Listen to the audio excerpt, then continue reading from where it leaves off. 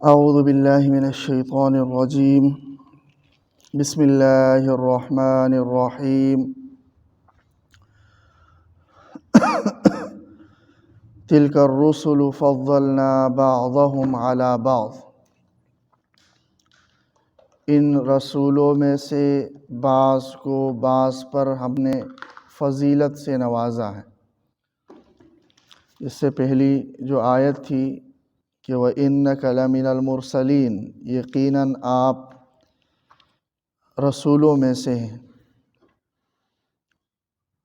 تو ان رسولوں میں سے بعض کو بعض پر ہم نے فضیلت سے نوازا ہے۔ اگرچہ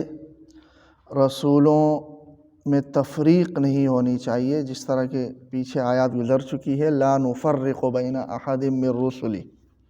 یا لا نفرق بین احد منہم، کہ کسی رسول پر ایمان لائیں اور کسی رسول پر نہ لائیں، یہ کفر ہے جیسے یہود اور نصارہ نے کیا۔ لیکن تفضیل ہے کہ بعض رسول بعض سے افضل ہیں،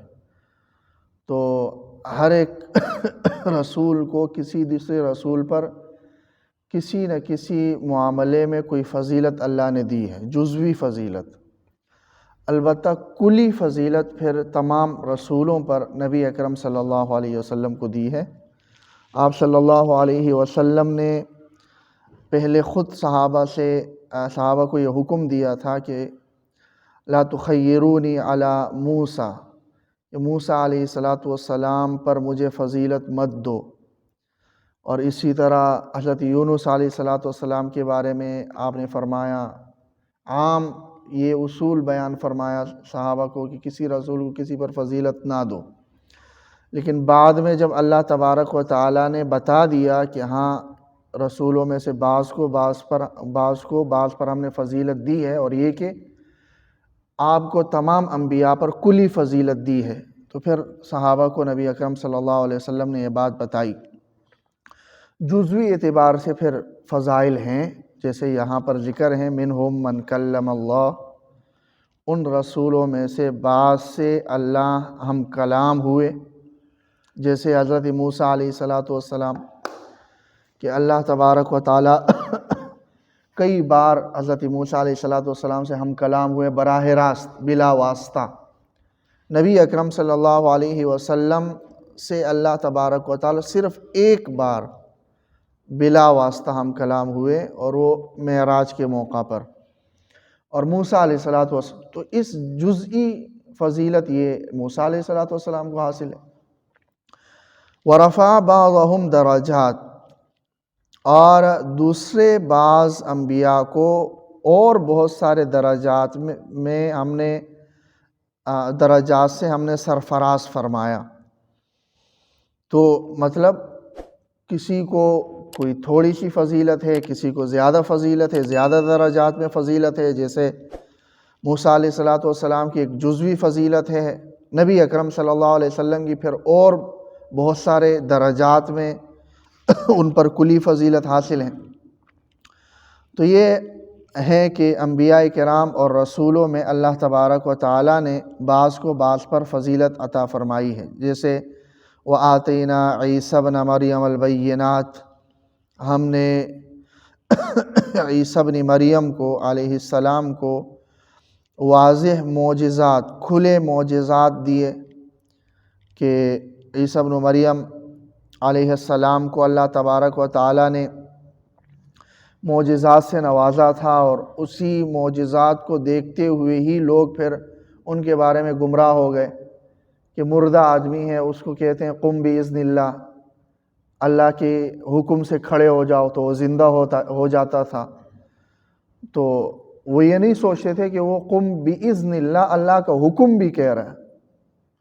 تو جب اللہ کے حکم سے وہ کر رہا ہے تو مطلب یہ اللہ کی طرف سے ہی یہ اختیار یہ اثر اور یہ تاثیر ان کے قول میں اللہ نے ہی ڈالی تھی، تو گویا وہ زندہ کرنے والا اللہ ہی ہوا، ایک ذریعہ حضرت عیسیٰ علیہ السلام بنے۔ تو بہرحال معجزات تھے کہ مریض کو ہاتھ پھیر دیتے تھے تو مریض ٹھیک ہو جاتا تھا، اور یہ کہ یہی ایک مردوں کا زندہ کرنا وغیرہ۔ وَأَيَّدْنَاهُ بِرُوحِ الْقُدُسِ اور ہم نے عیسیٰ علیہ السلام کی تائید کی روح القدس کے ذریعے۔ روح القدس سے مراد حضرت جبریل علیہ السلام۔ تو تائید کی یعنی مدد کی ان کی کہ یہود حضرت عیسیٰ علیہ السلام کے پیچھے پڑے ہوئے تھے، اور ہر آن ان کی یہی کوشش ہوتی تھی کہ کسی طرح ان کو شہید کر دے، انہیں تکلیف پہنچا دے۔ تو یہودیوں کی اس ایذا رسانی سے اللہ تبارک و تعالیٰ نے عیسیٰ علیہ السلام کو بچایا، اور حضرت جبریل علیہ السلام کے توسط سے انہیں کی مدد کی اور تائید کی۔ تو انبیاء کا یہ سلسلہ اللہ نے دنیا کے اندر شروع کیا تاکہ یہ انبیاء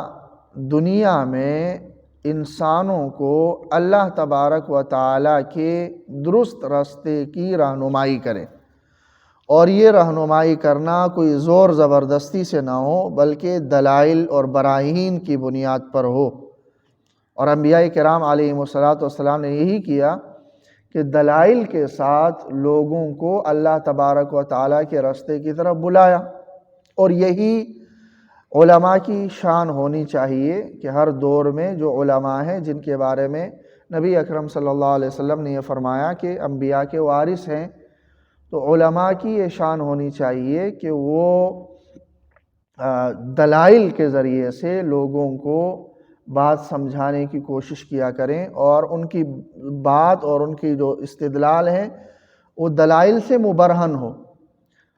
اگر دلائل ان کے پاس نہیں ہیں تو ظاہر ہے کہ وہ پھر جو سنتی انبیاء ہے یا انبیاء کا جو طریقہ ہے تبلیغ کا، اس طریقے پر وہ نہیں چل سکتے۔ تو ایک عالم کے لیے دلائل سے چاہے وہ عقیدہ ہو، چاہے وہ اعمال ہو، چاہے وہ فکر آخرت ہو یا جو بھی ہو، تو اس کی طرف لوگوں کو دعوت دینا یہ دلائل کی بنیاد پر ہو، اور انبیاء کرام نے یہی کیا۔ زور زبردستی دین میں نہیں ہے، جیسا کہ آگے اللہ نے خود فرمایا ہے، آگے جا کر آیت ہے لا اکراہ فی الدین۔ یہاں اللہ تبارک و تعالیٰ اسی بات کی نشاندہی کر رہے ہیں کہ دنیا کے اندر اللہ تبارک و تعالیٰ کا اصول یہ ہے کہ اللہ نے بندے سے اختیار چھینا نہیں ہے، اللہ نے بندے کو اختیار دیا ہے۔ اگر اختیار چھینا ہوتا تو کسی کے بس میں ہی نہ ہوتا کہ وہ انبیاء کرام کی مخالفت کر دیں اور کافر ہو جائیں، ان کا انکار کر دیں، ان کی باتوں کو نہ مانے، کسی کے بس میں ہی نہ ہوتا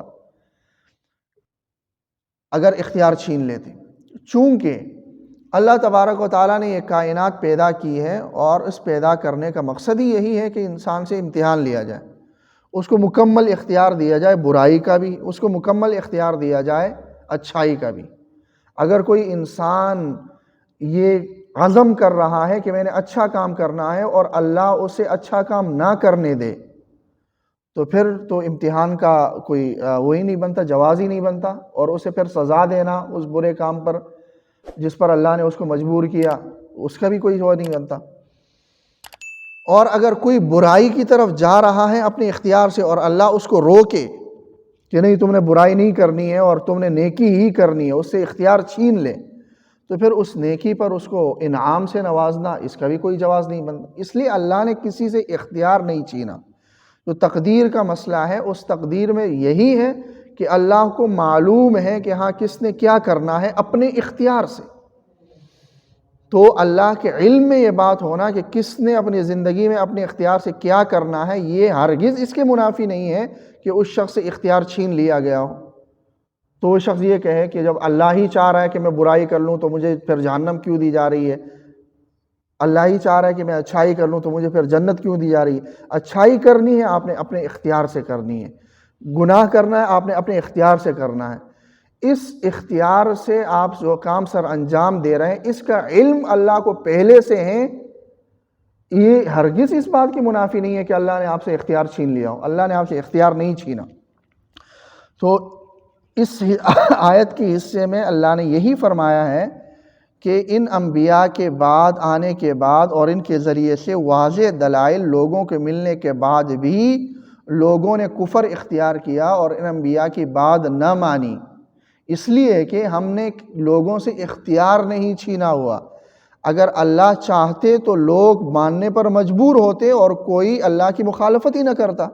لیکن یہ اللہ کی حکمت کے خلاف ہے اور کائنات کے وجود میں لانے کے ہی خلاف ہے۔ اگر یہی ہوتا تو پھر فرشتے پہلے سے موجود تھے جو اللہ کے جن کا مادہ ہی، جن کی فطرت ہی طبیعت پر اور خیر پر رکھی گئی تھی کہ ان سے گناہ ہو ہی نہیں سکتا، تو پھر انسان پیدا کرنے کی ضرورت ہی نہیں تھی۔ انسان پیدا کرنے کی ضرورت ہی اس لیے ہو گئی کہ اس انسان کو اختیار دیا جائے کہ دونوں راستے اب تمہارے پاس ہیں اور دونوں میں تمہیں اختیار ہے۔ کسی نے تمہیں زبردستی روکا نہیں ہے گناہ کرنے سے، اور کسی نے تمہیں زبردستی نہیں کی ہے اسلام قبول کرنے سے اور نیکی کا۔ لیکن اگر اپنے اختیار سے تم اسلام قبول کر رہے ہو اور اپنے اختیار سے تم نیکی کے کام کر رہے ہو اور گناہوں سے اپنے آپ کو بچا رہے ہو، تب تم انعام کے مستحق ہو۔ اور اپنے اختیار سے گناہ کر رہے ہو اور کفر کر رہے ہو، اپنے اختیار سے کر رہے ہو، تو تم جہنم کے مستحق ہو۔ تو وَلَوْ شَاءَ اللَّهُ، اگر اللہ تبارک و تعالیٰ چاہتے، مَقْتَتَلَ الَّذِينَ مِن بَعْدِهِمْ، تو قتال نہ کرتے وہ لوگ من بعدہم جو ان انبیاء کے دنیا میں آنے کے بعد آئے، من بعد ما جاءتهم البینات، اس کے بعد کہ ان کے پاس واضح دلائل ہیں۔ یعنی لوگوں کے پاس انبیاء کرام علیہم السلام کی آمد کے بعد واضح دلائل ان کے ہاتھوں پہنچنے کے بعد وہ اختلاف نہ کرتے، قتل و قتال نہ کرتے۔ اگر اللہ چاہتے، اللہ ان سے اختیار چھین لیتے، انہیں مجبور کر لیتے کہ ہاں تم نے ماننا ہی ماننا ہے انبیاء کی، تو اختلاف نہ ہوتا، سارے مسلمان ہی ہوتے۔ لیکن یہ اللہ کی حکمت کے خلاف۔ وَلَكِنِ اخْتَلَفُوا، لیکن انہوں نے اختلاف کیا اس لیے کہ ہم نے کسی سے اختیار نہیں چھینا۔ فَمِنْهُمْ مَنْ آمَنَ، بعض نے ایمان لایا، وَمِنْهُمْ مَنْ كَفَرَ، اور بعض نے کفر اختیار کیا۔ وَلَوْ شَاءَ اللَّهُ مَا اقْتَتَلُوا، اور اگر اللہ تعالیٰ چاہتے تو وہ قتال نہ کر دے۔ یعنی دنیا کے اندر کفر کا ہونا، دنیا کے اندر سرکشوں کا ہونا، اور دنیا کے اندر ان متکبرین کا موجود ہونا اور ان کا پھلنا پھولنا، یہ کہیں بھی اس بات کی دلیل نہیں ہے کہ ان کے آگے الیاذ باللہ اللہ بے بس ہے۔ اللہ چاہتا تو وہ سرے سے جو ہے نا جرأت ہی نہ کر پاتے اللہ کے حکم کی خلاف ورزی کرنے کی، لیکن یہ اللہ کی حکمت کے خلاف۔ اللہ نے انہیں ڈھیل دی ہے، ایک عرصے تک ڈھیل دی ہے کہ یہ زندگی ہے، اور اس زندگی کے بعد ایک نئی زندگی ہے جس میں اس زندگی کا آپ نے حساب کتاب دینا ہے۔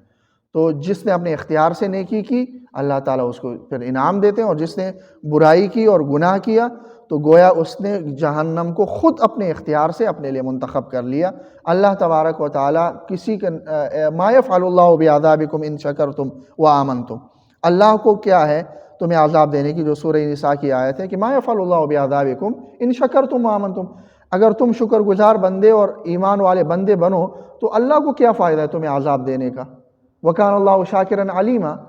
اللہ تبارک و تعالیٰ ایسا نہیں ہے کہ تم نیکی کرو اور اللہ بھول جائے اس نیکی کو، اور اللہ کو پتہ ہی نہ ہو کہ تم نے نیکی کی ہے، کہیں غائب ہو جائے تمہاری نیکی۔ نہیں، ہر نیکی کا اللہ کو علم ہے، اور ایسا بھی نہیں کہ اللہ کو نیکی کا علم ہو اور اس کا کوئی قدر ہی نہ کرے۔ شاکرن، اللہ قدردان بھی ہے۔ تو لہٰذا یہ اختیار ہر ایک کا اپنے اختیار کے ساتھ ہوتا ہے۔ تو وَلَوْ شَاءَ اللَّهُ مَا اقْتَتَلُوا، اور اگر اللہ تبارک و تعالیٰ چاہتے تو وہ قتال نہ کرتے، لیکن اللہ تبارک و تعالیٰ نے اختیار دیا ہے انہیں، یہ اختیار ان سے چھینا نہیں ہے۔ وَلَكِنَّ اللَّهَ يَفْعَلُ مَا يُرِيدُ، لیکن اللہ تبارک و تعالیٰ جو چاہتے ہیں کرتے ہیں، یفعلو کرتے ہیں، ما یرید جو چاہتے ہیں۔ تو جو اپنی حکمت کے مطابق اللہ تبارک و تعالیٰ نے یہی چاہا کہ اس دنیا کو ایک دارالامتحان بنا لیا جائے، اور امتحان یہی ہے کہ ہر ایک کو نیکی اور بدی کا اختیار دیا جائے، اور پھر وہ اپنے اختیار سے ہی نیکی اختیار کر لیں تو ٹھیک ہے، اپنے اختیار سے ہی بدی اختیار کر لیں تب بھی اس کا اپنا ہی نقصان ہے۔ اللہ تعالیٰ عمل کی توفیق۔